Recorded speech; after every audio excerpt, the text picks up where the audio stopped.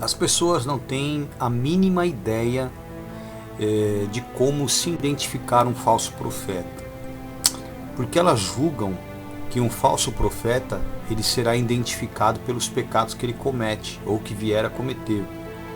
E na verdade a Bíblia não diz isso. A Bíblia não traz nenhuma explicação a este respeito, dando esta afirmação. O que a Bíblia diz é que o falso profeta ele seria identificado pelo comportamento dos seus discípulos e pelos seus ensinos. Logo, quando uma pessoa olha para o púlpito procurando de alguma maneira identificar um falso profeta pelo seu mau comportamento ou pecado, digamos assim, ou sua aparência, ela não vai conseguir identificar, porque o falso profeta ele virá idêntico, né, e muitas vezes atuando melhor, com muito mais postura credível do que um homem de Deus propriamente dito.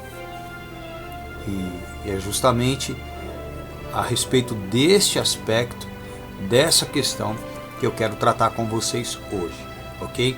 Então, eu quero que você entenda o seguinte: o falso profeta não será identificado por sua aparência, ele será identificado pelos seus discípulos e pelo seu ensino.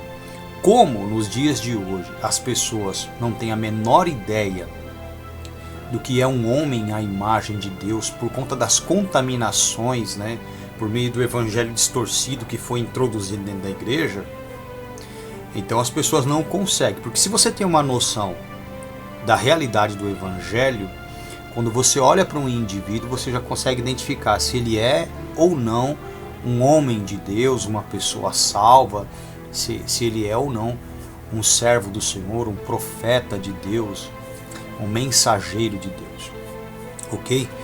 Mas se você não tem a menor noção da realidade do Evangelho, aqueles que pregam o Evangelho distorcido e aqueles que têm o hábito de ouvir interpretações pessoais, que é a distorção do Evangelho, nunca identificarão um falso profeta, porque não terão referência visual, muito menos, né, comportamental, instrutiva, e serão facilmente enganados, como nós temos visto nos dias de hoje. Então, para que você possa compreender juntamente comigo essa questão, eu peço por favor que você abra a sua Bíblia comigo em 2 Coríntios, capítulo de número 11. 2 Coríntios, capítulo de número 11. O temor do apóstolo Paulo referente à igreja.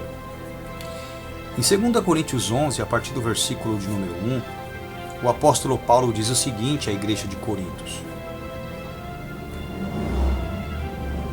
Tomara que me suportasseis um pouco na minha loucura, suportai-me, porém, ainda. Ele foi meio irônico, vocês vão entender o porquê.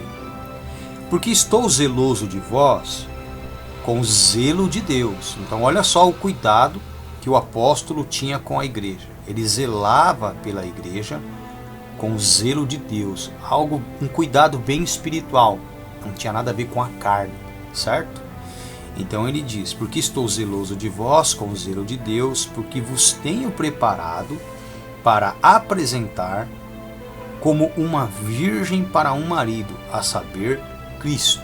Então, a missão do apóstolo Paulo, que com o zelo de Deus cuidava da igreja, instruía a igreja, era apresentá-la ao Senhor como uma virgem, ou seja, sem nenhum tipo de malícia carnal, sem nenhum tipo de malícia em sua consciência, totalmente pura, santa, imaculada.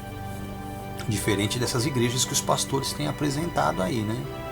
Só de você entrar na igreja, olhar para as pessoas, quem tem o menor conhecimento das escrituras e que entende a realidade da gravidade por elas explicado, quando chega dentro da igreja, que se depara com aquelas pessoas, com aquele comportamento, com aquela imagem, com aquelas vestimentas, só ali você já percebe que o ambiente não é um ambiente que tem sido cuidado com o zelo de Deus. Nós estamos entrando praticamente em um meretrício, né? Você olha para todo lado, é prostituição, sensualidade, erotismo, e isso não só por conta das mulheres, não, dos homens e das crianças também, né? Crianças com videogame na hora do culto, pai, mãe falando no WhatsApp com alguém, pessoas mais preocupadas em gravar ali com o celular do que ler a Bíblia e acompanhar e verificar se o que está sendo dito tem fundamento, condiz com o contexto, né? As pessoas estão ali simplesmente para se reunirem com amigos e ouvirem algum tipo de mensagem aí que possa confortá-las, né? Mensagens que venham de alguma maneira trazer um consolo carnal e não garantir-lhes a salvação. Porque quando o indivíduo está preocupado em garantir a salvação das pessoas, o que ele vai pregar será algo referente à mudança comportamental. E a mudança comportamental hoje em dia ela é fundamentada sobre o quê? Ter dinheiro, ter saúde, olha que interessante, e ir para a igreja. Só isso. Ter dinheiro, ter saúde e ir para a igreja. Certo? Tem outros que ainda se preocupam em conservar a família, mas também muitos, às vezes, de maneira errada, como por exemplo, obrigando a que os cônjuges mantenham o matrimônio mesmo depois de agressões, né, mesmo depois de maus comportamentos, de desrespeito e até agressão. E isso é totalmente anticristo, antibíblico, ok? E este tipo de evangelho ele não altera o comportamento da pessoa. Por quê? A finalidade da pregação do evangelho é renovar o entendimento do indivíduo para que o mesmo possa modelar o seu comportamento à informação recebida. Mas o evangelho que é pregado hoje, ele não tem zelo de Deus porque ele não visa a vida eterna para o indivíduo. Ele não prepara o indivíduo para o arrebatamento da igreja, ele não prepara o indivíduo para ser membro do reino de Deus. Ele prepara o indivíduo para as coisas dessa vida. Você pode perceber que tem cultos para empresários. Aonde você encontra isso na Bíblia? Tem culto para as pessoas encontrarem namorado, né? Aonde tem isso na Bíblia?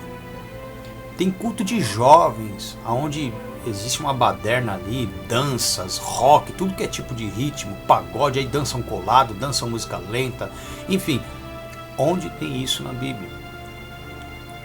Aí tem cultos aonde o pastor vai falar de relações sexuais com os casais. Aí você acha isso legal, interessante, importante, mas aonde tem isso na Bíblia? Na hora das reuniões, as crianças são levadas para um outro ambiente que eles chamam de escolinha bíblica, né, ou escolinha infantil, e a criança indo para lá, ela fica fazendo desenho. E a professora fica no celular brincando, de vez em quando vai lá, dá uma outra atividade, e essa é a rotina. Aonde essas crianças são instruídas e onde na Bíblia diz que as crianças eram retiradas do meio do culto. O culto que servia para os pais servia para as crianças. Por isso que nós temos tantos filhos de crentes imbecis que quando cresce sem instrução, cai na maconha, fazendo tatuagem, na prostituição e etc. Entra para o tráfico, se torna criminoso, porque não é instruído. A Bíblia diz que nós devemos instruir o nosso filho pelo caminho que se deve andar, para que quando cresça não se desvie dele. Certo? Não se desvie desse caminho. Agora, cadê essa instrução? Aí depois o pai e a mãe falam, nossa, mas meu filho cresceu na igreja. Numa igreja sem o zelo de Deus? Numa igreja onde o evangelho não altera o comportamento? Numa igreja onde a criança é retirada do meio do culto, que serve para aperfeiçoamento de crianças, jovens, homens, mulheres, idosos, serve para aconselhamento e transformação de todos? É ali, no corpo, que a criança aprende a se comportar, ela é disciplinada. Ela aprende a ter a conduta correta. Então os falsos profetas, eles criaram um ambiente agradável aos carnais, aqueles que não estão preocupados com a salvação de suas almas, aqueles que são irresponsáveis com as suas almas, e não com aqueles que estão preocupados em entrar no reino, com aqueles que querem dar bom testemunho, porque bom testemunho hoje é cantar louvor, falar que Deus é bom, convidar um amigo para a igreja como se estivesse convidando para um salão de festas. Lá dentro é um ambiente propício para uma comunhão baseada em músicas e ritmos que confortam as pessoas, que trazem um ambiente social. Os discursos são todos motivacionais, não tem disciplina, não tem correção, tem até instruções sexuais contrárias aos padrões morais, e aquilo que deveria ser natural de escolha do casal, ele é demonizado e em substituição colocam coisas muito mais depravadas. Eu não entendo isso. É pastor pregando, imitando vozinhas, com teor humorístico, né? Fazendo as pessoas darem gargalhada. Cadê o lamento? Cadê o choro? Cadê o arrependimento? Ah, mas aí vai ficar um ambiente pesado. Vai não, queridão. O ambiente proporcionado pelo Espírito Santo, ele tem que despertar no indivíduo a responsabilidade com a sua salvação e não confortá-lo à vida que ele tem levado. As mudanças não são paliativas, as mudanças não são superficiais, as mudanças têm que ser internas, íntimas, profundas, no entendimento, no coração do indivíduo. E não tem acontecido isso, porque as palavras, as mensagens que são trazidas, elas não são de Deus, elas não vêm com o zelo de Deus, não tem o teor, a gravidade, a profundidade que deveria ter. Por isso a igreja está cheia de pessoas irresponsáveis, que não se preocupam com a salvação de sua própria alma, que não dão sequer testemunho de crentes. E envergonham o reino. Aí uma pessoa de fora vai falar, pô, para que eu vou para um lugar desse aí? Um lugar desse. Você vai dentro das igrejas hoje, os pastores falando de política. Você olha na internet os pastores falando de política. Uns pró-Bolsonaro, outros contra, enfim. Eu não entendo que tipo de evangelho é esse. Porque não é o evangelho do reino. O evangelho do reino é para a ressurreição espiritual, para que o indivíduo se arrependa do que ele fez, é para a salvação, sabe? É para levar o cara a se arrepender, a lamentar, a chorar, converter o seu riso em pranto, a sua alegria em tristeza, sabe? É o cara olhar para si, olhar para a sua trajetória de vida até aquele momento em que ele ouviu o evangelho e falar, o que eu fiz da minha vida? Eu preciso mudar. Então ele vai receber informações para que lhe conceda, né, aí a capacidade ou ferramentas para que ele possa mudar a sua vida e alterar o seu destino, que era o quê? A condenação. Vocês estão entendendo? Então o ambiente hoje formado dentro da igreja por esses líderes é um ambiente onde eles colocam uma série de coisas ali para manter as pessoas presas à instituição por aquelas coisas, por aquelas obrigações, por aqueles entretenimentos. E não conscientizam ninguém a mudar o seu comportamento. As pessoas não ficam ali interessadas na sabedoria da palavra, no que a palavra pode fazer com a sua vida, em abandonar o pecado, a serem santas, a mudarem o seu comportamento, a sua aparência carnal, a deixarem de ser sensuais, mentirosos, enganadores, fraudulentos. Não, as pessoas são convencidas de que serão salvas simplesmente por falarem, eu aceito Jesus. Eu creio que ele foi sacrificado pelo meu pecado. Ah, você já foi perdoado, aleluia, agora é só crer que você vai ser salvo, porque agora você é um pecador, você não deixou de ser pecador, mas ele é um pecador justificado. E desde quando o pecado anda junto com a justiça? Se o cara é um pecador e foi justificado, ele deixou de ser pecador, ele se tornou um justo, e o justo é santo.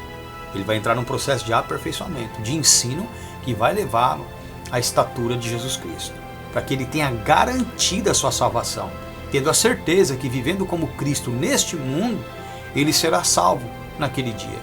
Ele terá a confiança, a certeza de sua salvação. E a minha preocupação hoje é essa.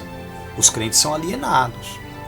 Muitos, a maioria dos líderes, eles vivem de aparência, aquele negócio que eu falei para vocês. O anticristo e os falsos profetas, eles não virão com aparência reprovável. Eles virão de forma conivente, com sinais, prodígios, maravilhas e com vestimenta, postura de homens de Deus, trazendo discursos humanistas carnais que fazem com que a multidão deposite credibilidade nele e no seu ministério. Eles não vêm confrontando o pecado, eles não vêm instruindo as pessoas, eles não vêm preocupados com as suas almas, com suas salvações. Eles estão preocupados simplesmente com arrecadar dinheiro alcançar o reconhecimento e a fama. Só isso. Eles gostam mais de parecer do que ser. Em sua intimidade, eles não são nada daquilo que eles passam para as pessoas. E o evangelho da verdade, o conhecimento da palavra de Deus, pode te dar ferramentas, te dar instrução para que você, ao olhar, não se deixe levar pela aparência, mas julgue o indivíduo pelo que ele está ensinando e pela conduta dos membros, das pessoas ali, dos seus discípulos, porque o resultado da sua pregação é manifesta nos discípulos. Se os discípulos não têm a imagem de Jesus Cristo, significa que aquele líder não interioriza Jesus. Ele não tem o Espírito Santo. Porque quem tem o Espírito Santo, a sua boca fala do que está cheio o seu coração, e as pessoas serão formadas à medida do que ele interioriza. Vocês estão entendendo isso? Então, quando você chega numa igreja e você não precisa nem ouvir a pregação ainda, só de você olhar para a membresia, para os discípulos, você já percebe que tem algo errado. Quando você escuta a palavra, você que é instruído na verdade, automaticamente você percebe, pô, esse cara é um falso profeta. É um cara simpático, é um cara legal, porque o falso profeta, ele é assim, ele é cortês, ele é simpático, ele é comunicativo, ele é atencioso, ele é engraçado, sabe? Ele se mostra preocupado com a pessoa, ele tem interesse pela vida da pessoa, porque não tem maneira mais fácil de se manipular alguém do que se mostrar interessado pela pessoa, do que se mostrar preocupado pela pessoa. Então essa é uma característica que um falso profeta imita de um servo de Deus, mas você pode perceber que a preocupação de Cristo estava até pregar o Evangelho. Quando ele pregava o Evangelho, acabava a preocupação dele, porque ele sabia que dali viriam os que eram verdadeiros. E quem não queria saber de absolutamente nada, o deixaria. Então você vai ver discursos onde Cristo parece dificultar, né, com que o indivíduo acompanhe. Jesus chega e fala, olha, aquele que não negar pai, mãe, irmão, esposa e filhos por amor de mim não é digno de mim. Aquele que não aborrecer pai, mãe, irmão, filhos, esposa por amor de mim não é digno de mim. Aquele que não aborrecer a sua própria vida não pode ser meu discípulo, não pode. Jesus dificultava. Ah, Senhor, deixa-me primeiro enterrar meu pai, deixa os mortos que enterram seus mortos. Ou seja, Jesus já cortava. Senhor, eu quero te seguir. Olha, o Filho do Homem não tem onde reclinar a cabeça. Então Jesus Cristo, depois que ele pregava o Evangelho, ele ainda colocava à prova aqueles que se mostravam interessados em serem seus discípulos, em serem seus seguidores. A igreja hoje não tem essa seleção. A igreja hoje não tem essa preocupação. Por isso que tantos lobos invadem o rebanho. Por isso que tantos saqueadores invadem o rebanho, tantas pessoas falsas compõem o rebanho. Por quê? Porque o líder não tem zelado pelo rebanho com o zelo de Deus, da maneira correta. Vocês estão entendendo isso? Esse assunto é um assunto extremamente longo, é um assunto extremamente complexo, profundo. Então eu vou me ater a alguns detalhes e, permitindo Deus, estarei esmiuçando em outras mensagens, se não der tempo nessa, outros detalhes a esse respeito para que você possa compreender de forma mais aprofundada, porque a minha preocupação é com a salvação da sua alma, mas você pode ter certeza, eu só estou preocupado com a sua porque eu me preocupei com a minha antes, me preocupo com a minha antes. Beleza? Então eu vou passar para você o que me conforta, o que me traz convicção, aquilo que eu tenho plena certeza ser necessário para a minha salvação. Eu vou compartilhar com você, ok? Então o apóstolo Paulo, aqui em 2 Coríntios 11, 1 e 2, ele diz: tomara que me suportasseis um pouco na minha loucura, suportai-me, porém ainda, porque estou zeloso de vós com zelo de Deus, porque vos tenho preparado para vos apresentar como uma virgem, não como uma meretriz. Vamos lá, como se veste uma meretriz? Como fala uma meretriz? O que pensa uma meretriz? Certo? Então visualiza na sua cabeça como é uma prostituta, uma meretriz. Certo? Agora imagine, segundo a ótica de Paulo e também os costumes da época, como se portava, como se adornava, como se vestia, quais eram os pensamentos, as intenções, o que uma virgem pura falava. Fala para mim. Agora imagine que essas duas mulheres, a meretriz, a prostituta e a virgem, sejam igrejas. Certo? Me fala, qual dessas igrejas serão salvas? Ah, irmão, com certeza a virgem, a pura, é mesmo? Beleza. Você olhando para a igreja hoje, quando você entra na nave da igreja, ao olhar para os homens e para as mulheres, você encontra meretrizes, prostitutos, ou você encontra virgens? Você encontra santas, aparência de santidade, de justiça, de pureza? O que você encontra? Bom, é exatamente isso que eu estou falando. E a preocupação de Paulo era gerar uma igreja pura, apresentar uma igreja santa, imaculada, irrepreensível. Certo? Por isso que ele tinha zelo, né, pela igreja, com zelo de Deus, porque ele sabia da responsabilidade que ele tinha. E essa responsabilidade não podia ser carnal. A concepção carnal, o entendimento carnal, a visão carnal, ela é incapaz de gerar filhos para Deus, de preparar uma esposa para Cristo, de purificar alguém, de tirar a malícia, a corrupção, mudar vestimenta, comportamento, na postura de um modo geral, o modo de falar, de agir, de sentir, de se expressar, de reagir. Sabe? O zelo humano não dá essa capacidade.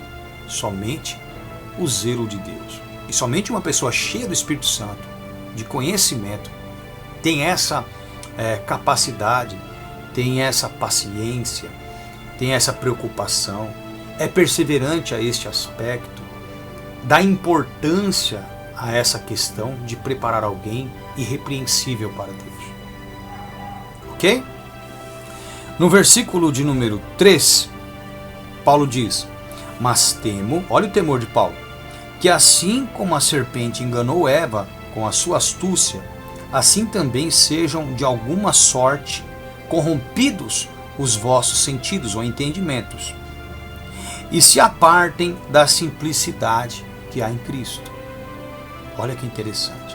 A simplicidade aqui diz respeito à pureza, à inocência. Entendeu? A falta ou a renúncia da vaidade, da prepotência, da arrogância, da aparência. Vocês estão entendendo? Quando eu falo que o homem não deve ser julgado pela aparência, são palavras de Jesus. Todavia, eu não digo que um crente não tenha a aparência de crente. Um crente tem a aparência de puro. Ele não parece uma meretriz. Ele não parece um prostituto, uma pessoa devassa. Ele não parece uma pessoa imoral. Ele não fala como um maloqueiro, como um bandido, como um criminoso. Ele não se tatua como um criminoso, como um bandido. Ele não é no mundo. Ele não fica com cortes de cabelo esquisitos.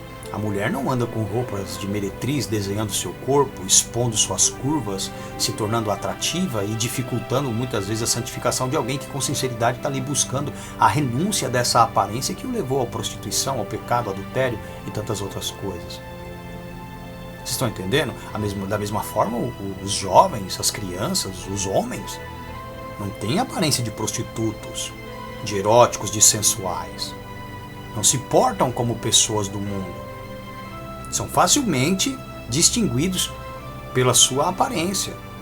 Certo? Então o anticristo ele virá com a aparência que seja aceitável pela sociedade e muitas vezes até enganando os crentes com a aparência de crentes justos. Só que os seus discípulos e seus ensinos dão testemunho de que ele não é de Deus, de que ele é um falso profeta. Vocês estão entendendo? Mas não quer dizer que um servo de Deus sincero não tenha. Às vezes você vai pegar um servo de Deus sincero e olhar para um falso profeta e ambos estarão com aparência, com vestimenta, com comportamento que agrada a Deus. Porque o falso profeta ele virá imitando. O espírito que está nele faz ele imitar A aparência da justiça, ou muitas vezes a aparência que é aceita pela sociedade, pela massa. Como um pastor tatuado, um pastor malandrão, um pastor comediante, um pastor explorador, que oferece mundos e fundos para as pessoas em troca de dízimo e oferta. Então, ele vai mandar o falso profeta de acordo com o público. E esse público, ao olhar para esse falso profeta, para a forma como ele se porta, achará nele conforto e justificativa para a sua vida iníqua, a qual ele nem perceberá que está conduzindo para o inferno. Mas isso não quer dizer que uma pessoa que tem a mesma, que se vista bem, que seja comportada, que tenha a aparência de santo, não seja de Deus. O servo de Deus tem a aparência, tem o conhecimento e forma discípulos. A imagem de Deus, com o zelo de Deus. É zeloso para consigo, com o zelo de Deus, é zeloso para com os outros, com o zelo de Deus. Tem aparência, comportamento, pensamento, conhecimento, sentimento e palavra de Deus. Tá certo? O falso profeta, ele vai vir de acordo com a vontade de cada um, terá uma postura que agrada à massa, às vezes para tentar enganar os mais piedosos de forma mais moderada, mais santa, né, no que diz respeito à vestimenta e outros costumes, certo? E às vezes não, às vezes virá como um pastor que tem agradado a multidão, aquele cara, né, comediante, tatuado, malandro, roqueiro, funkeiro, enfim. Ele tem o seu público. Para cada espectador existe, né? Para cada público existe o seu ídolo. Entenderam? Só que nós temos um padrão, e esse padrão é aquele que a Bíblia nos ensina. Então o apóstolo Paulo, ele tinha um temor. Qual era o temor?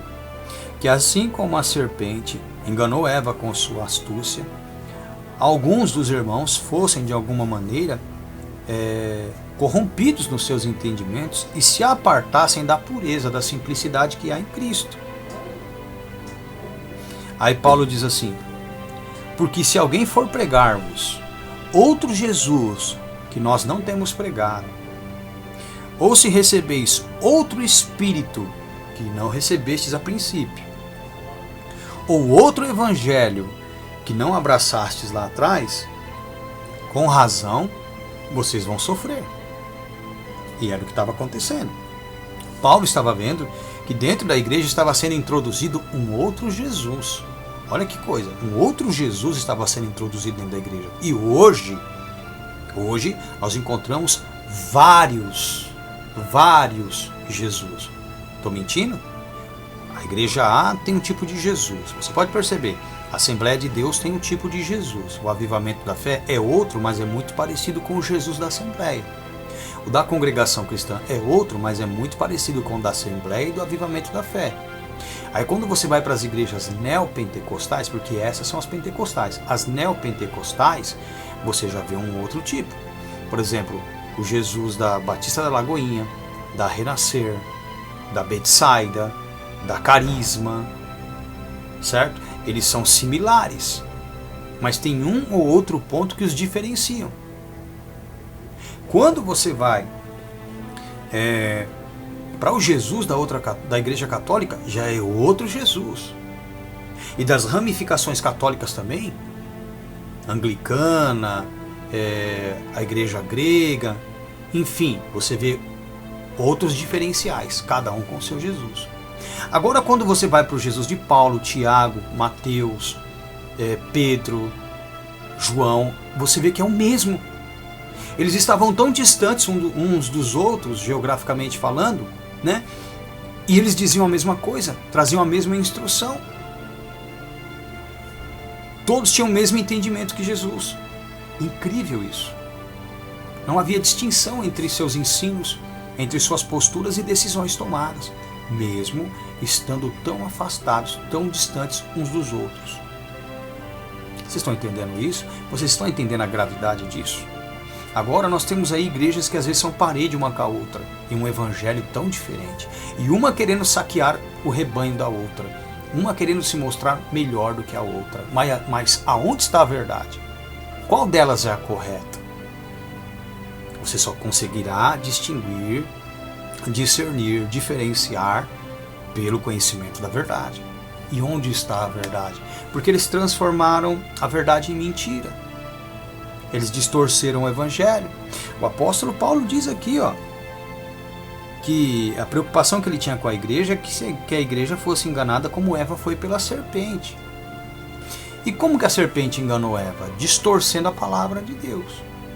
Deus falou para Adão para não comer do fruto da árvore do conhecimento do bem e do mal. Eva tinha essa instrução, e o que Eva fez? O que Eva fez? Deu ouvidos à serpente. A serpente chegou e distorceu o que Deus tinha dito, porque Deus disse que não era para comer, porque se comessem, morreriam. A morte ali diz respeito ao pecado. É a morte espiritual, a perca da eternidade. Satanás já se referia à morte física. E quando Eva, convencida por ele, comeu do fruto e não morreu, teve plena convicção e compartilhou com seu marido. E ambos pecaram, se tornaram maliciosos por aquilo que fizeram com a árvore. Certo? Provar do seu fruto. Então, Paulo tinha esse temor. Porque Satanás ele virá com a mesma Bíblia. Satanás virá fazendo as mesmas leituras, através dos seus falsos profetas. Todavia os mesmos darão outra interpretação. Porque o maior propósito do diabo é desunir. E se tem uma coisa que provoca a facção, que traz a desunião, é a falta de harmonia nos pensamentos. Convicções distintas, crenças diversas, interpretações pessoais, opiniões diversas. Tudo isso modifica, altera a unidade da igreja. Certo? Aí cada um corre para o lado. O que aconteceu em Babel? Quando houve a confusão das línguas, cada um foi para um canto, não é isso? As pessoas que ali estavam, o grupinho que entendia o que esses estavam falando foi para ali, o grupinho que entendia o que esses estavam falando foi para cá, e foram se dividindo em grupos, de acordo com a confusão das línguas que cada um recebeu, que deu origem aos vários idiomas que nós temos hoje. Então cada um foi para um canto, porque houve entre eles confusão. Os que tinham, né, a mesma língua, né, se juntaram em grupos, cada um de acordo com a sua língua. Mas, por conta de não haver o mesmo idioma, todos eles se separaram. Aí Deus vem e prega o Evangelho. O Evangelho une as pessoas independente de suas línguas. Aí vem o diabo e distorce o Evangelho e traz confusão, facção, divide em grupos, inclusive os que deveriam estar sendo instruídos na mesma palavra. Por quê? Discernimentos diferentes, interpretações pessoais, divergência, né, no que se acredita, causa divisão também. Então aconteceu uma outra subdivisão que é referente ao Evangelho. Então você vê muitas vezes um cara pegando a mesma Bíblia e interpretando diferente. Aí quando a gente vem explicando com contexto, né? Essa palavra em grego, essa palavra em hebraico é assim, assim foi alterada, essa versão aqui está correta, essa aqui está errada. Você vai explicando, a pessoa, puxa vida, parece que a pessoa está se convertendo naquele momento. Na verdade ela está se convertendo ali, porque ela percebe que foi a vida inteira enganada, que a vida inteira passaram a perna nela. E o apóstolo Paulo estava preocupado porque estavam pregando outro Jesus, que eles não tinham pregado. As pessoas estavam recebendo outro espírito, ou seja, outra formação espiritual distinta daquela que eles formaram as pessoas. As pessoas estavam abraçando, né, aceitando outro evangelho. E por conta disso, eles estavam o quê? Sofrendo. Eles não estavam suportando. Eles não estavam aguentando mais o que estava acontecendo. Porque quando você, olha que interessante, quando você não ouve a verdade, quando você não escuta a palavra da verdade, ou quando você, ouvindo a verdade, começa a dar crédito a uma outra interpretação, traz uma confusão na sua mente tão grande que você se desequilibra espiritualmente, você perde o fervor, a fortaleza, você perde a visão, você fica confuso, desnorteado e muitas vezes até abandona. Ah, não quero saber de nada, cada um fala uma coisa. É bem assim. Hoje as pessoas estão assim. Por que as pessoas não estão procurando a igreja? Por que as pessoas não estão indo para a igreja hoje em dia? Porque ninguém sabe aonde está a verdade. Porque cada um tem sua suposta verdade, sua interpretação bíblica. Aí fica complicado. E o falso profeta, ele vem justamente por esse viés ideológico. Qual a visão do falso profeta? O falso profeta, ele visa trazer uma instituição, um lugar onde, com seus discursos, ele possa acolher pessoas na sua visão. Daí vem o fundamento das divisões. Ah, eu saí da igreja tal porque eu não concordava com isso. Jesus para mim é assim, pronto. Um grupo de pessoas vai ter afinidade por aquele tipo de liderança, vai procurar aquele tipo de mestre. Aí o outro vai sair da igreja dele e falar, pô, eu não concordo com isso aqui também. Aí vai abrir uma terceira, olha só. E vai arrumar um tipo de público, tem um tipo de público, de espectadores para ele. E assim vai, uns saindo, né, vão saindo, e nós encontramos este ambiente hoje, com várias denominações, instituições religiosas, pseudo-cristãs, né, baseadas em suas interpretações que tem das escrituras, porque a Bíblia é a mesma, mas a interpretação é distinta, cada um tem a sua. Mas aonde está a revelação? Porque revelação é uma só, não tem duas. Jesus é um só. O espírito de formação deveria ser o mesmo, todos deveriam ter o mesmo espírito. O Espírito Santo é um só. E por que tem tantas diferentes? Ah, não. Deus trabalhou assim por conta da diversidade. Tem que ter a igreja para o gay, tem que ter a igreja para o adúltero, tem que ter a igreja para o artista, não é assim? Tem que ter a igreja para o músico, tem que ter a igreja do ambicioso, do empresário, do miserável, não é? Não é assim que acontece? Tem que ter a igreja do jovem roqueiro, funkeiro, pagodeiro, do tatuado, tem que ter a igreja do sensual, do mais comportadinho, do condenador, daquele que transforma a graça em hipergraça, que o indivíduo vai ser salvo porque ele quer e não segundo os padrões determinados por Deus. Enfim. E o público lá fora sofre com isso. As pessoas falam, poxa, para onde eu vou? E aqueles que deram ouvidos a essas inúmeras interpretações, visões, versões da palavra, também ficam confusos, começam a sofrer com tudo isso. E acabam perdendo sua esperança, abandonando a fé. Aqui mesmo, em 2 Coríntios 11,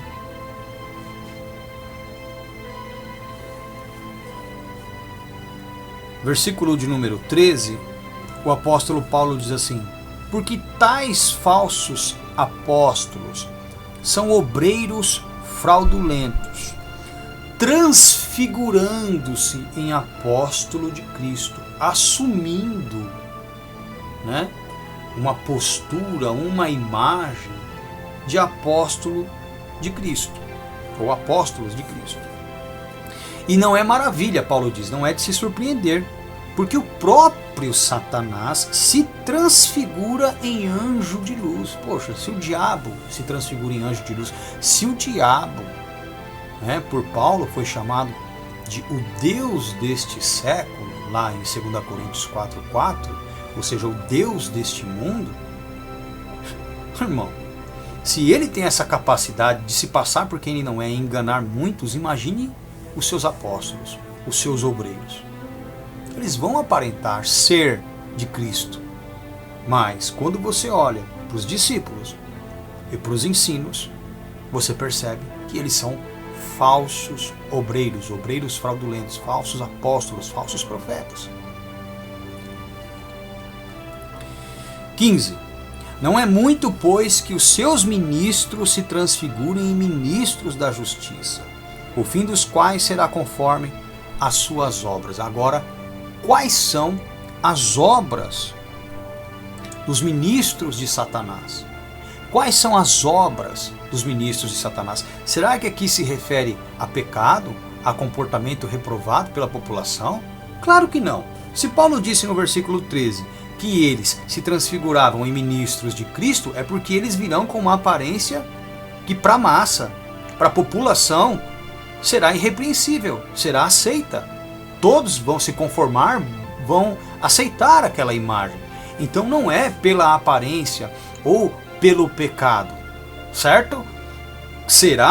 Eles serão identificados, as obras que os identificarão serão seus discípulos. Os discípulos são as obras desses indivíduos.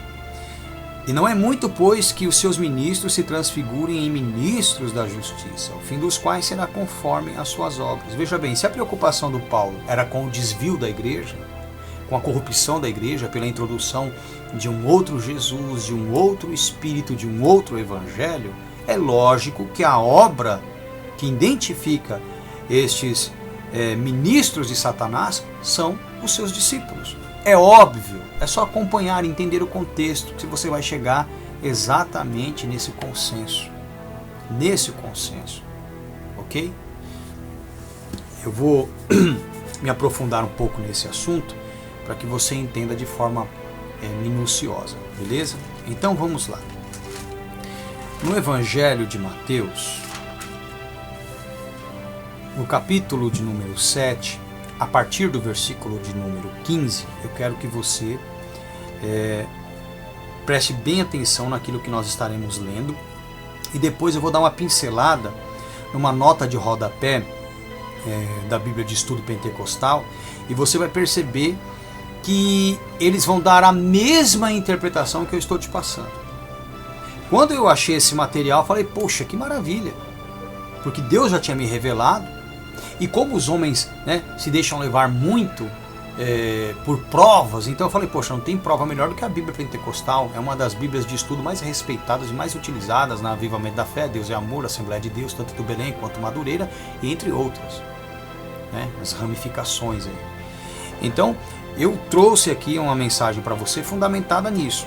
Aqui nós estaremos entendendo o seguinte, que os frutos aqui dizem respeito, nesse texto especificamente, dizem respeito aos discípulos.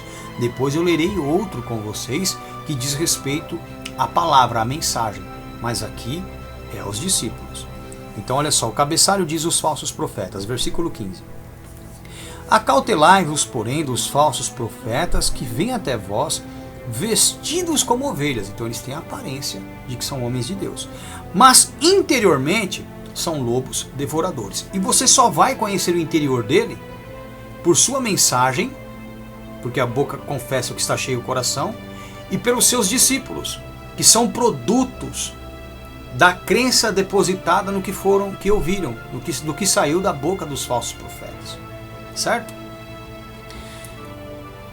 Aí versículo 16, por seus frutos os conhecereis. Colhem-se uvas dos espinheiros ou figos dos abrolhos? Assim toda árvore boa produz bons frutos, e toda árvore má produz frutos maus.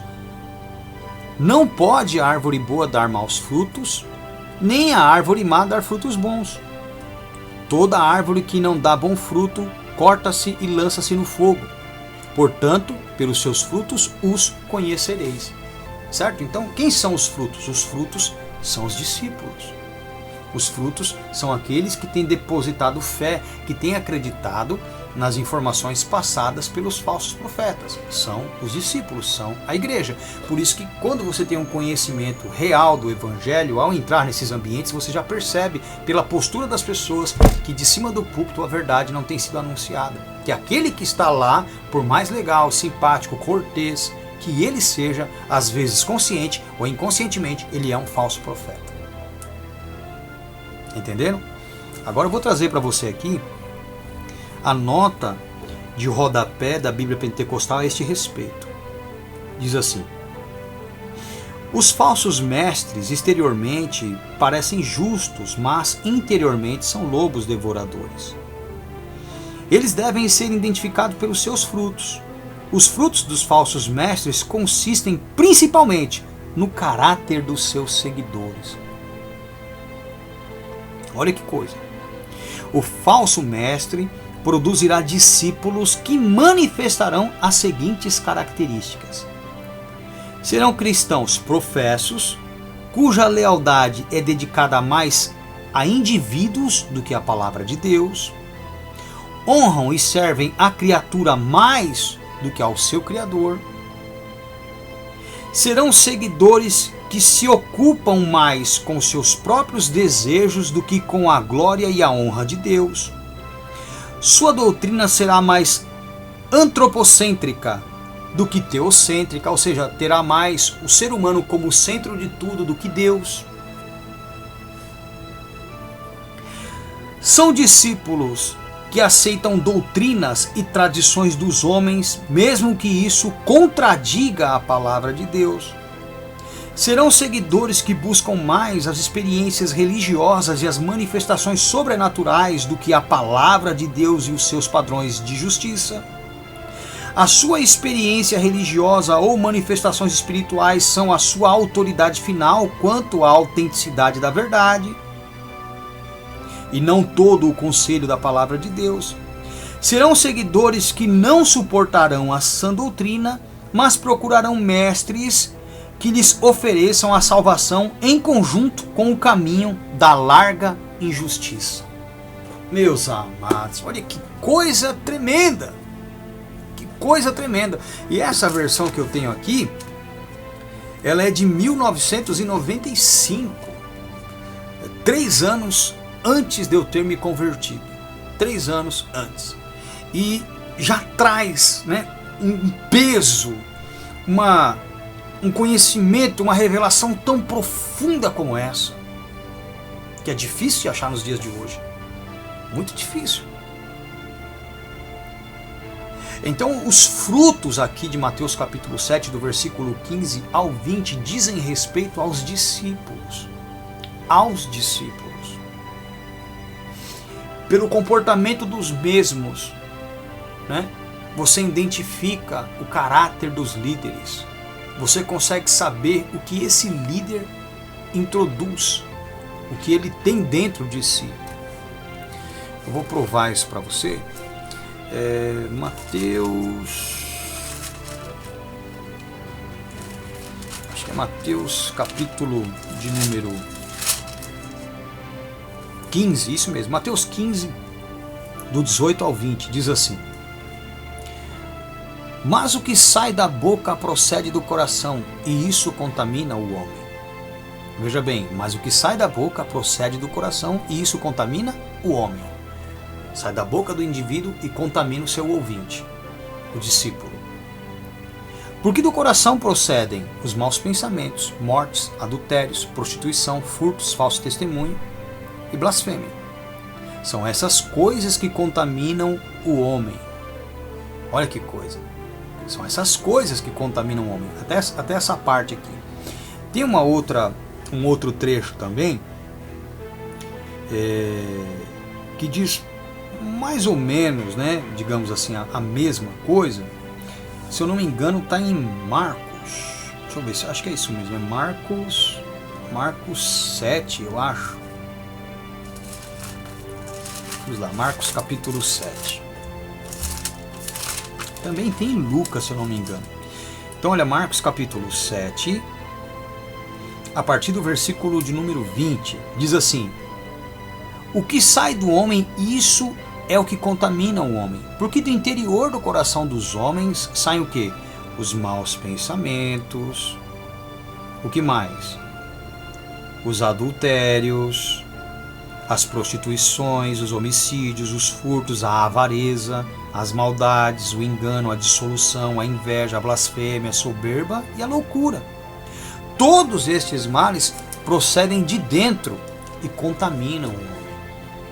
Então, o homem contaminado não é aquele que tem essas coisas dentro de si. O que tem essas coisas dentro de si já está contaminado. Mas aqui está falando de um contágio que é procedente dele. Ou seja, através do que ele diz. Os que creem nas suas palavras se tornam a imagem do que ele interioriza. Então, de repente, o cara por fora tem a imagem irrepreensível. Mas quando você olha para os discípulos, você encontra características no seu caráter que revelam o que ele interioriza. Porque o discípulo é formado pela palavra que sai do coração do seu líder. Se o líder é um picareta, ele vai formar picaretas. Vai formar avarentos, prostitutos, maldosos, maldizentes, caluniadores. Vai formar esse tipo de crente. Porque esses crentes são as obras, voltando lá para 2 Coríntios, são as obras dos falsos ministros, dos falsos apóstolos, dos obreiros de Satanás. 2 Coríntios capítulo 11. 2 Coríntios capítulo 11, 15. Não é muito, pois, que os seus ministros se transfigurem em ministros da justiça, o fim dos quais será conforme as suas obras, conforme os seus discípulos, ok? O que você tem que entender é que nem sempre na palavra de Deus, quando está dizendo ali frutos, se refere a uma coisa específica apenas. Ou obras se refere somente a comportamento. Não.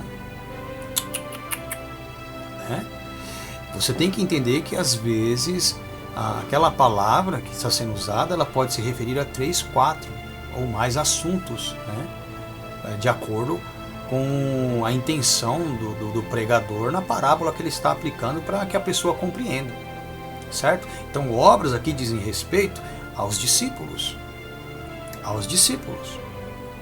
certo? Aos discípulos. Voltando lá para Mateus, agora nós leremos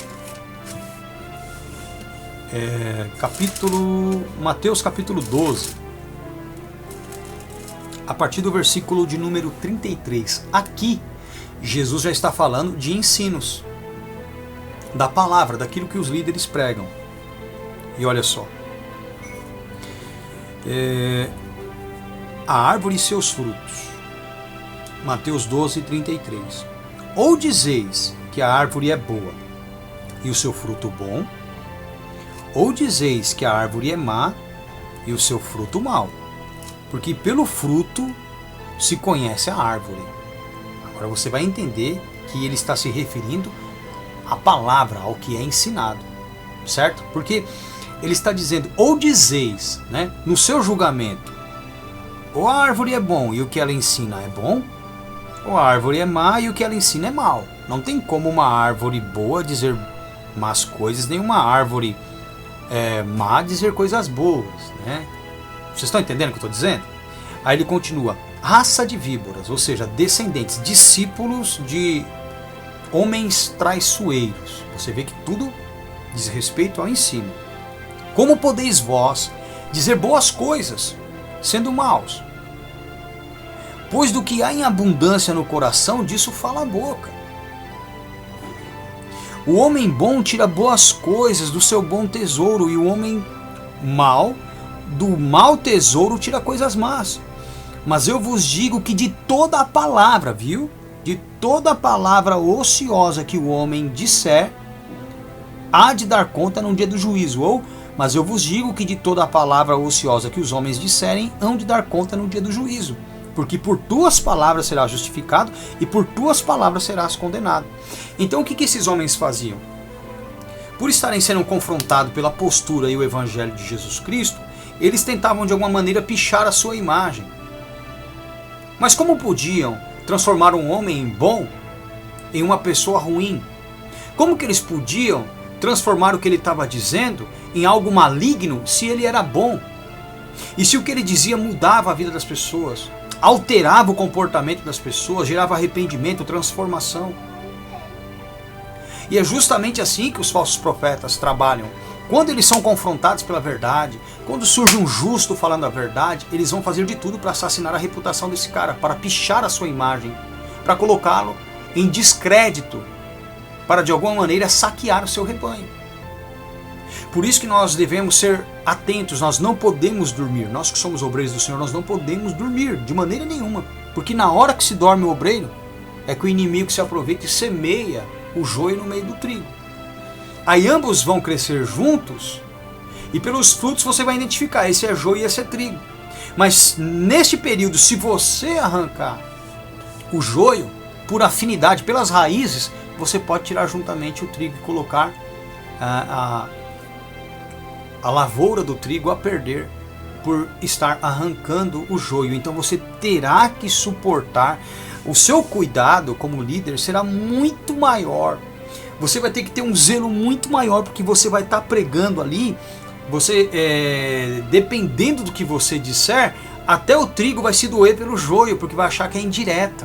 O próprio joio vai dizer, está jogando indireta para mim. Sabe? A repreensão que você der para o joio pode afetar o trigo, porque às vezes o trigo é mãe, é pai, é irmão. Vocês estão entendendo? Então você tem que entender que você não pode dormir na fé para que o inimigo não semeie o joio no meio da lavoura do trigo. Porque se semear, irmão, se semear, você só vai conseguir identificar depois que chegar a hora dos frutos, porque até então são muito parecidos. São muito parecidos. Na hora dos frutos é que você vai identificar. Aí sim, os frutos, aí sim é o comportamento de cada um. Vocês estão entendendo? Aí sim, quando crescerem, né, pelo comportamento você consegue distinguir. Mas se você for tirar o joio, você vai arrancar o trigo, vai colocar, perder o trigo. Então você vai ter que suportar. Então é melhor que você não durma. E pela pregação você já impeça a introdução ou semear do joio, do que você dormir espiritualmente e der aí vazão, oportunidade para que o inimigo venha e semeie o joio no meio do trigo. Porque se isso acontecer, você vai ter que suportar. E eu falo para você que eu vacilei, um cara que eu tinha muita afinidade, muito amor, e por conta desse sentimento, desse carinho que eu tinha por ele, permiti com que ele se introduzisse no rebanho, e ele era joio.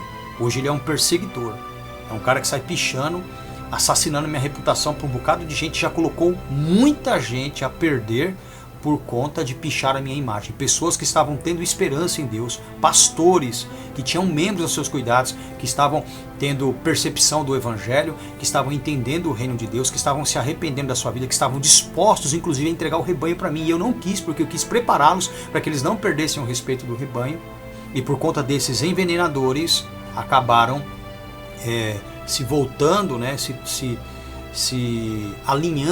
aliançando com esses traidores, com esses joios, e colocaram seus rebanhos a perder definitivamente. Então eu falo por experiência própria.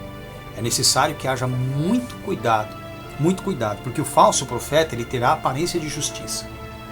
Você vai identificar que ele é um falso profeta, o que ele introduz por conta do seu rebanho. Você olha para o rebanho e vê uma conduta de homens avarentos, prostitutos, sensuais, eróticos, mentirosos, enganadores, falsários, violentos. Aí você sabe que aquele caráter, aquelas características comportamentais do rebanho, né, são resultado do que o líder interioriza, de suas mensagens. Certo? Se você não tem o conhecimento da verdade, quando você chega lá, o que eles pregam é muito convincente, porque as mensagens elas são carnais.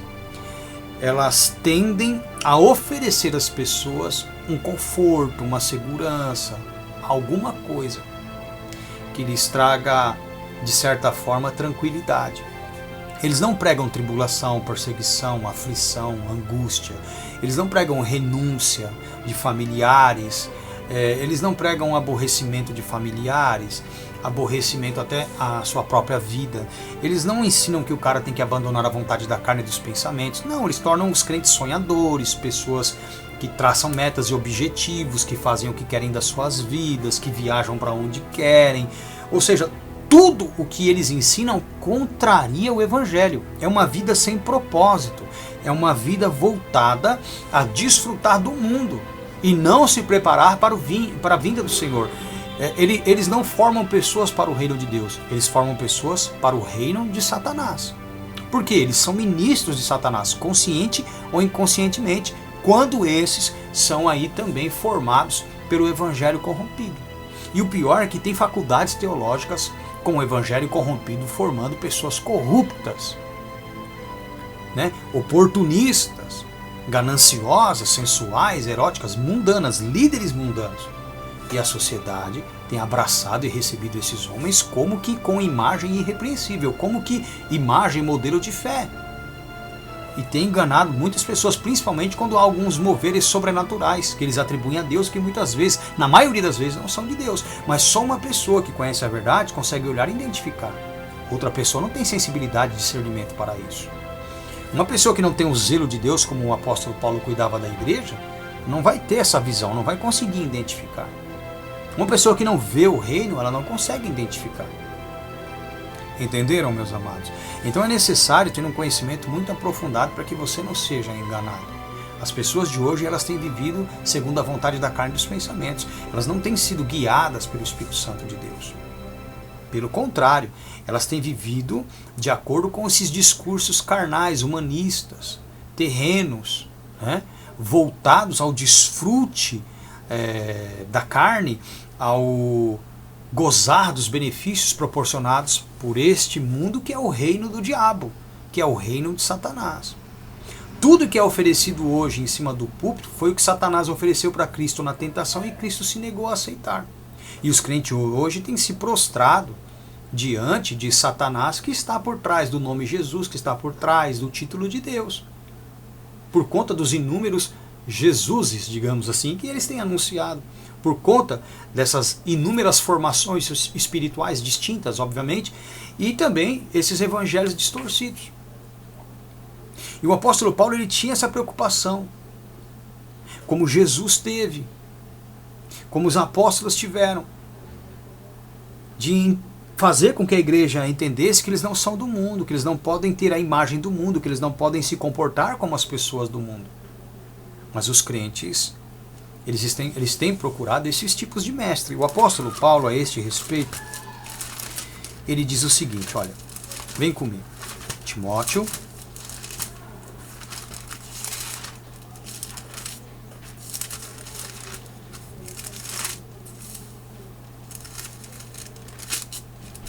olha só. Primeiro eu quero que você leia comigo 1 Timóteo capítulo de número 4. A partir do versículo de número 1. Paulo diz: Mas o Espírito expressamente diz que nos últimos tempos apostatarão alguns da fé, dando ouvidos a espíritos enganadores e a doutrinas de demônios, pela hipocrisia de homens que falam mentiras, tendo cauterizada a sua própria consciência. Vocês entenderam? Então, Paulo está falando de coisas que aconteceriam dentro da igreja nos últimos dias. Nós estamos nos últimos dias. Agora olha só. 2 Timóteo, capítulo de número 3. Versículo 1. Sabe, porém, isto, que nos últimos dias sobrevirão tempos trabalhosos. Porque haverá homens amantes de si mesmos, avarentos, presunçosos, soberbos, blasfemos, desobedientes a pais e mães, ingratos, profanos, sem afeto natural, irreconciliáveis, caluniadores, incontinentes. Então vamos lá, vamos entender aqui. Sem afeto natural, homossexuais. Irreconciliáveis, que não conseguem se reconciliar com Deus. Caluniadores. Hoje em dia existem aí, se um pastor peca, os próprios membros da igreja assassinam a reputação dele, ou o próprio pastor assassina a reputação de alguém que pecou. Caluniadores. Incontinentes, descontrolados sexualmente, adúlteros, profanos, enfim. Cruéis, sem amor para com os bons. Essa é a realidade. Traidores, obstinados, orgulhosos, mais amigos dos deleites, dos prazeres, do que amigos de Deus. Tendo aparência de piedade, de praticante do evangelho, mas negando a eficácia dela. Destes, afasta-te. Olha o que Paulo pede. Destes, afasta-te. Sai de perto desse tipo de gente. Então, aqui nesses dois textos que nós lemos, você identifica o comportamento, o caráter de um público que vai buscar esse tipo de mestre. Ó. E olha só, 2 Timóteo 4, a partir do versículo de número 1, Paulo diz a Timóteo: Conjuro-te, pois, diante de Deus e de nosso Senhor Jesus Cristo, que há de julgar os vivos e os mortos na sua vinda e no seu reino, que pregues a palavra, instes a tempo e fora de tempo, redarguas, repreendas, exortes, com toda longanimidade e doutrina. Versículo 3, porque virá tempo em que não sofrerão ou suportarão a sã doutrina, mas tendo comichão nos ouvidos, ou desejo de ouvir coisas agradáveis, amontoarão para si doutores conforme as suas próprias ou particulares concupiscências, desejos, vontades. E desviarão os ouvidos da verdade, voltando às fábulas. O que é uma fábula? São contos, historinha, papinho furado, promessas infundadas. Vocês estão entendendo? Que nada mais é, hoje em dia, a distorção do evangelho para confortar pessoas ou conformar pessoas nas suas vidas pecaminosas. Vocês entenderam isso? Olha como o evangelho ele é atemporal. Eu não preciso atualizar a Bíblia, eu não preciso, como que eu posso dizer, contemporizar a Bíblia. Eu não preciso disso. A Bíblia ela é atemporal. As suas instruções, elas são as mesmas. A formação, o modelo de igreja, o modelo de fé, de conduta é o mesmo e já está determinado. O modelo é Cristo. A palavra é essa. E a promessa da salvação é uma só por um único meio, Jesus. Se você não se equiparar a Cristo comportamentalmente falando, se você não passar a ter a mesma fé e o mesmo conhecimento dele, você nunca terá salvação. Por isso que nós pregamos o Evangelho para formar você. Em Efésios, capítulo de número 4, esse é um texto que quase todas as pregações ele pode ser aplicado. Então, Efésios capítulo 4, o apóstolo Paulo diz o seguinte, olha só. Efésios 4, a partir do versículo de número 1, Paulo diz: Rogo-vos, pois, eu, o preso do Senhor, que andeis como é digna da vocação com que fostes chamados, com toda humildade e mansidão, com longanimidade, suportando-vos uns aos outros em amor, procurando guardar ou conservar a unidade do Espírito pelo vínculo da paz. Olha que coisa. Há um só corpo. Deveria haver só uma igreja, certo? Há um só corpo. Ah, mas em Apocalipse tem 7. Não. Em Apocalipse tem uma só igreja, certo? Em 7 regiões distintas. Quando se diz lá, carta às 7 igrejas, não é que eram igrejas diferentes. Eram igrejas que enfrentavam problemas diferentes e que estavam em regiões diferentes, mas eram uma só igreja, tá bom? É aquela questão de você saber o que é instituição e organismo, né? Então vamos lá. Há um só corpo e um só espírito, como também fostes chamados em uma só esperança da vossa vocação.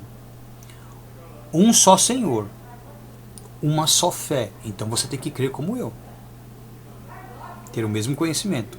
Um só batismo. O batismo tem que ser o mesmo, igual, e não um só. Porque se você tiver sido batizado 10 vezes errado, você tem que ser batizado de novo. Um só Deus, então não são 3, e Pai de todos, o qual é sobre todos, e por todos, e em todos. Certo? Agora, olha que interessante, versículo de número 11. E Ele mesmo, este Deus, deu uns para o quê? Apóstolos, e outros para profetas, e outros para evangelistas, e outros para pastores e doutores. O que ele queria, o que ele tinha em vista com isso? Querendo o aperfeiçoamento, ou o preparo, a formação, né, dos santos para a obra do ministério, para poderem trabalhar no ministério. Para a edificação do corpo de Cristo. Então o corpo de Cristo a priori não é edificado em quantidade de pessoas, mas sim em preparação de pessoas, formação de pessoas, ok? Até que pressupõe um espaço de tempo, então não é para sempre, é num determinado período. Você não pode ser inútil ou estar aprendendo sempre. Chega uma hora que você tem que ensinar, chega uma hora que você tem que formar pessoas. Então, até que todos cheguemos à unidade da fé, ou seja, a mesma fé de Jesus, e ao seu conhecimento. Porque diz, olha, até que todos cheguemos à unidade da fé e ao conhecimento do Filho de Deus. Então, esse espaço de tempo em que você está aprendendo, ele tem como objetivo levar você a ter a mesma fé e o mesmo conhecimento de Jesus Cristo. A varão perfeito, à medida da estatura completa de Cristo. Não são percentuais, 10, 15, 20%. A estatura completa. 14. Para que não sejamos mais meninos inconstantes, levados em roda por vento de doutrina, pelo engano dos homens que com astúcia enganam fraudulosamente.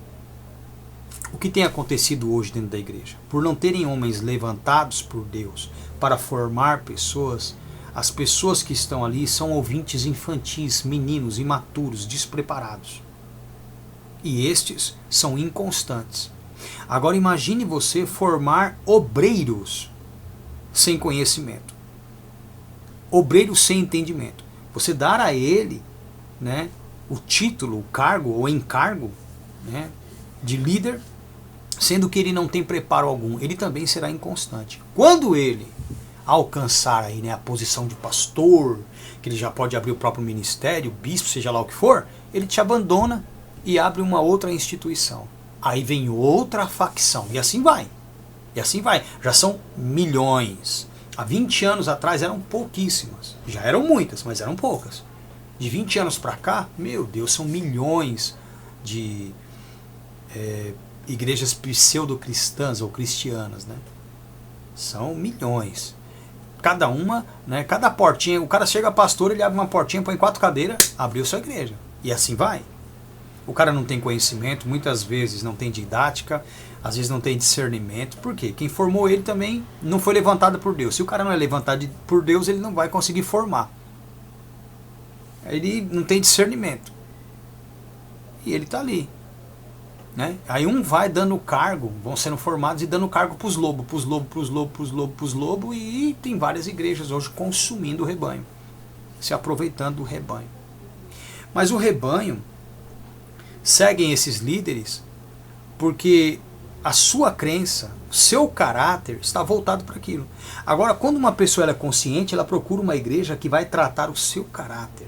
Uma igreja que visa mudar a sua postura, a sua imagem, seu comportamento diante da sociedade e não conservar. E não manter. Você tem que se distinguir. Você tem que ser um diferencial. E a pregação dos falsos profetas é justamente assim, elas têm a imagem que atrai a plateia e tem a palavra que o público procura. Por isso que essa multidão de pessoas inconstantes, dessas pessoas perdidas, procuram mestres segundo suas próprias concupiscências. São pessoas que não suportam a palavra da verdade, que não suportam a sã doutrina, porque não querem mudar o seu comportamento, querem permanecer do jeito que estão, não querem ser como Deus quer. Entenderam, meus amados? Eu vou parar por aqui, para que eu não seja muito longo. Eu espero que você tenha entendido, que você possa compartilhar essa mensagem e ajudar outras pessoas. Com certeza o Espírito Santo vai requerer de mim que eu traga uma mensagem para dar continuidade ou mais ênfase a esse assunto. Então, não deixe de deixar o seu like, de compartilhar, se inscreva no canal, clique no sininho para que você possa receber ou ser notificado aí quando houver novos vídeos, tá bom? Deus abençoe você, fique na paz.